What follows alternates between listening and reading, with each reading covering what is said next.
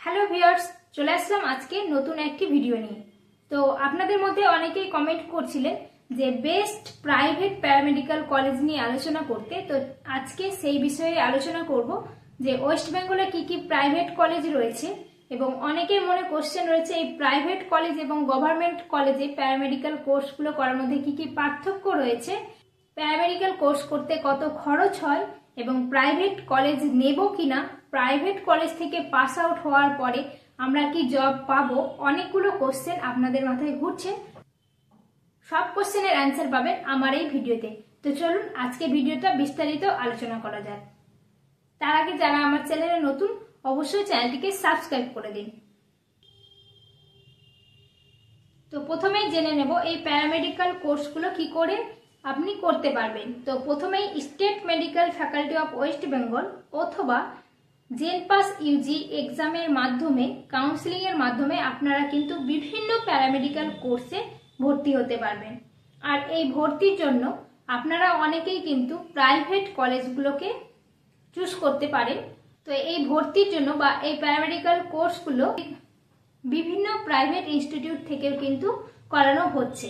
তো আপনাদের মনে কোশ্চেন যাচ্ছে যে গভর্নমেন্ট এবং প্রাইভেট কলেজগুলোতে কি পার্থক্য রয়েছে। আপনাকে দেখে নিতে হবে যে কোনগুলো কাউন্সিলিং এর মাধ্যমে প্রাইভেট কলেজে অ্যাডমিশন নেওয়া হচ্ছে।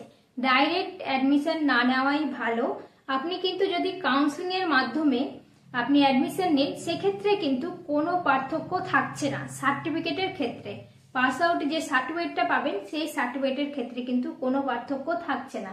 তো আপনারা কিন্তু প্রাইভেট কলেজ থেকেও বা প্রাইভেট ইনস্টিটিউট থেকেও প্যারামেডিক্যাল কোর্সগুলো করতে পারেন। সেটা ডিপ্লোমা হতে পারে বা ব্যাচেলার হতে পারে।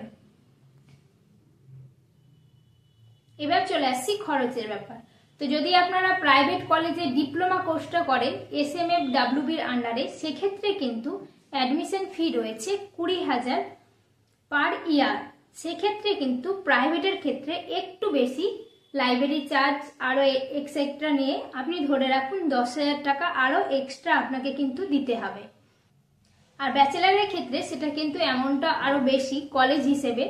আর এই state medical faculty of West বেঙ্গলের আন্ডারে যেসব প্রাইভেট কলেজ থেকে প্যারামেডিক্যাল কোর্সগুলো করানো হয় তারা কিন্তু নিজেদের অ্যাডমিশন ফি থেকে কি কি খরচ সব যাবতীয় কিন্তু অফিসিয়াল ওয়েবসাইটে দিয়ে দেয়। সেটা বেরোলে আমি অবশ্যই আপনাদের সাথে শেয়ার করে দিব। আর সেটা পাওয়ার জন্য অবশ্যই আমার চ্যানেলটিকে সাবস্ক্রাইব করে রাখতে হবে। তারপর চলে আসছি এই প্রাইভেট কলেজগুলো থেকে পাস আউট হওয়ার পরে কি পার্থক্য থাকবে। তো সার্টিফিকেটের কোনো পার্থক্য থাকবে না। আরেকটা কোশ্চেন আপনাদের মাথায় ঘোরে যে আমরা এই প্রাইভেট জায়গা থেকে পাস আউট হওয়ার পরে সরকারি চাকরি পাবো কিনা। তো অবশ্যই আপনারা এলিজেবল সরকারি চাকরির জন্য। সেক্ষেত্রে কন্ট্রাকচুয়াল হতে পারে, পার্মানেন্ট জব হতে পারে। ওয়েস্ট বেঙ্গল গভর্নমেন্টের আন্ডারে আপনারা কিন্তু এলিজেবল এবং সমানভাবে আপনারাও কিন্তু সেক্ষেত্রে আবেদন করতে পারবেন এবং অনেকে চাকরি করছে বা করে চলেছে। আপনাদের প্রাইভেটের ক্ষেত্রে সার্টিফিকেটের দিক থেকে কোনো পার্থক্য থাকছে না, শুধু একটা জায়গায় প্রবলেম, এটা কিন্তু খরচ সাপেক্ষ একটা ব্যাপার প্রাইভেট থেকে করলে। আর এই ছিল ডিটেলস আলোচনা। আর এর পরবর্তী ভিডিওতে আলোচনা করব বেস্ট প্যারামেডিক্যাল কলেজগুলোর নাম এবং অ্যাড্রেস নিয়ে। সেগুলোর লিস্ট এখনো কিন্তু state medical faculty of West Bengal এখনো দেয়নি। সেগুলো দিলেই কিন্তু আপনাদের সাথে আমি শেয়ার করে দেবো। তো চলুন আজকের ভিডিও এখানেই, দেখা হচ্ছে পরবর্তী ভিডিওতে। Thank you.